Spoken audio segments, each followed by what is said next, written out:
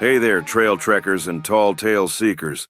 You're tuned in to the 406 Life, the podcast where Montana Max, your Bigfoot buddy and outlaw gear mascot, yeah, that's me, leads you through the wild, weird, and wonderful corners of Montana.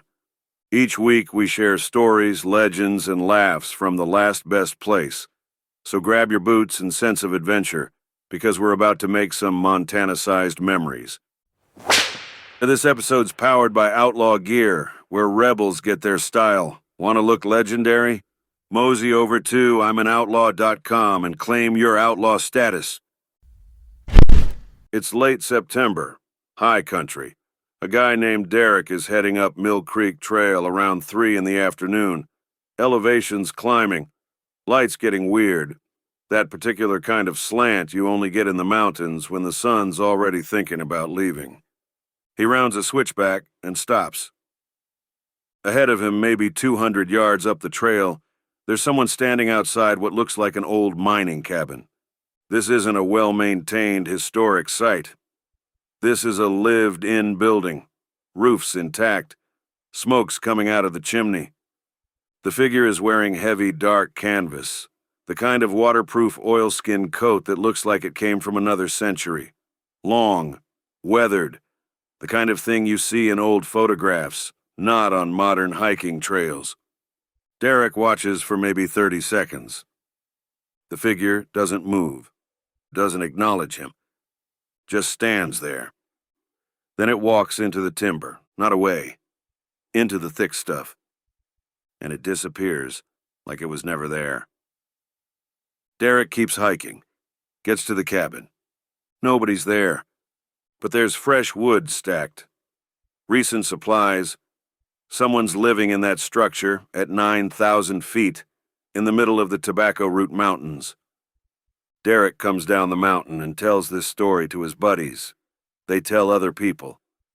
And 3 years later, I'm hearing about it. This is the 406 Life podcast. I'm Montana Max. Look, I'm going to level with you. We're building this thing for people who actually care about Montana. About the real stories, the ones that don't fit in a travel brochure, the ones that make you think. If you're listening right now, you already get it. So here's what matters. Leave us a review on Spotify, Apple Podcasts, wherever you listen. Not because I need the ego boost, I've been around long enough that my ego's fine, but because if you heard something here that made you lean in, made you think, made you want to tell someone else, the best way to help is to share it. Tag a friend. Tell someone who loves Montana. Push this episode out there. These stories deserve an audience that cares, so stick around. This one matters. Real talk, we all have a million things to do. That's why the UPS Store 4489 exists. Printing, shipping, mailbox services, notary work, it's all there. Stop wasting time. Go see them at 2047 North Last Chance Gulch, Helena, Montana, your one-stop shop for small business solutions. Here's the thing, Derek's story isn't unique. In the last 15 years, backcountry hikers, four-wheel drive drivers, and anglers have reported the same encounter in the same location. Same time of year, usually. Same figure, same kind of gear, same disappearing act. Different people, same story, same spot. That's not folklore, that's a pattern. Now, I'm not going to sit here and tell you what you should believe. I'm too old for that and you're too smart. But I'm also not going to hedge this thing to death. Something's happening in the tobacco roots. Multiple sources, consistent details, no contradiction. Whether it's one person or multiple people. Whether they're living there permanently or seasonally. Whether they're hiding or just don't care who knows. That's the mystery. But it's real enough that people keep quiet about it when they come down the mountain. The Tobacco Root Mountains sit in southwestern Montana. Rough country, steep. The kind of place that doesn't forgive mistakes. Back in the 1860s, prospectors found gold and silver up there, real deposits. By 1865, they'd built the 12-stamp Brandon Mill, heavy industrial machinery designed to crush ore. By the 1930s, Smuggler City had grown into a full settlement. 30 log cabins, telephone lines, a genuine town at 9,000 feet. Then it ended. Economics shifted. Operations closed. But here's what the operators left behind. Solid infrastructure. Hand-hewn timber framing. Construction that survived a century of weather without rotting because of the altitude, the aridity, the cold. Log cabins that are still standing. Mill buildings that still have roofs. In other words, shelter. Real shelter. Built by people who knew exactly what they were doing. The tobacco roots didn't just preserve the history, they preserved the possibility.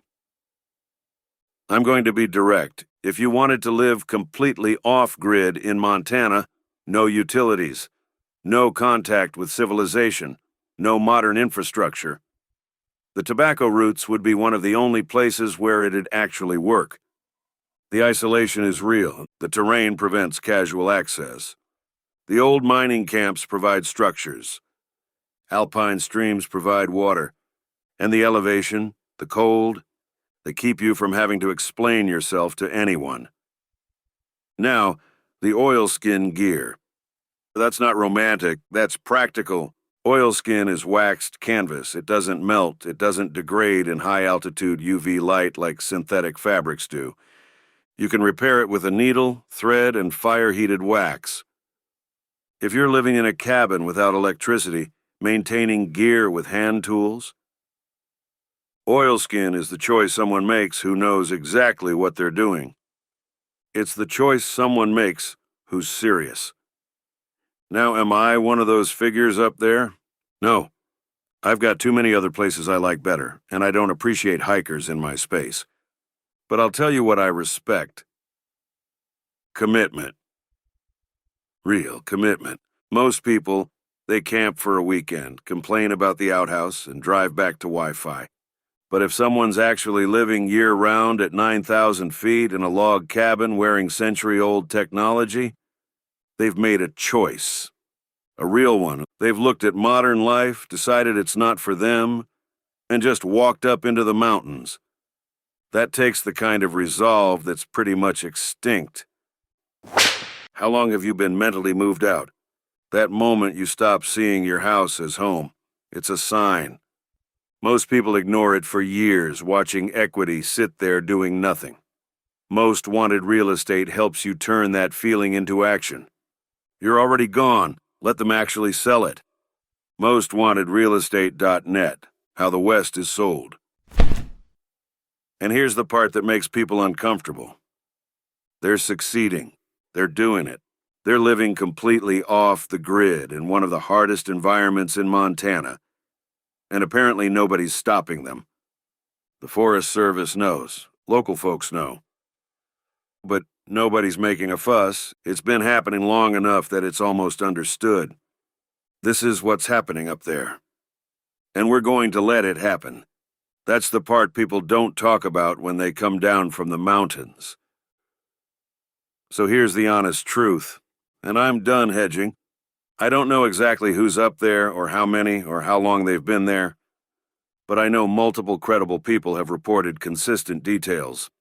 I know the infrastructure exists and is preserved, and I know the practical logistics make it possible. And I know that the stories persist in a way that matters. In my experience, when that many independent sources report the same thing, in the same place, something's happening. Whether it's one person who's been there 20 years or a rotating community, whether they're hiding or just don't care. That's detail. The bigger point is this. The tobacco roots are keeping a secret, and Montana's letting them. If you want the full story, the mining history, the geography, the practical breakdown of why this works, go to the406life.com. We've got sources, links, and everything you need to dig deeper. But more importantly, if you know something about the tobacco roots, if you've seen something up there, if you've heard a story that matters. I want to hear it. Find me at the 406life.com and tell me what you've seen. This is the kind of story people whisper about but don't share. Share it anyway. And before you go, leave us a review. Seriously, it takes 30 seconds. Hit those stars on Spotify, Apple, wherever you listen. Tell us what you think. And if you know someone who'd lose sleep over a story like this, send it to them. We publish new episodes every Tuesday. Until then, pay attention. The mountains are telling stories if you listen. Montana Max. Over and out. Got a Montana story, business, or unsolved mystery you want on the show? Head to the 406life.com and drop me a line. No smoke signals required. Don't forget to hit subscribe so you never miss a stomp, stumble, or tall tale.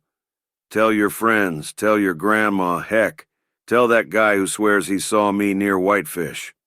I was just buying donuts, all right? Until next time, keep it outrageous, keep it kind, and keep living the 406 life. Montana Max, over and out. That's the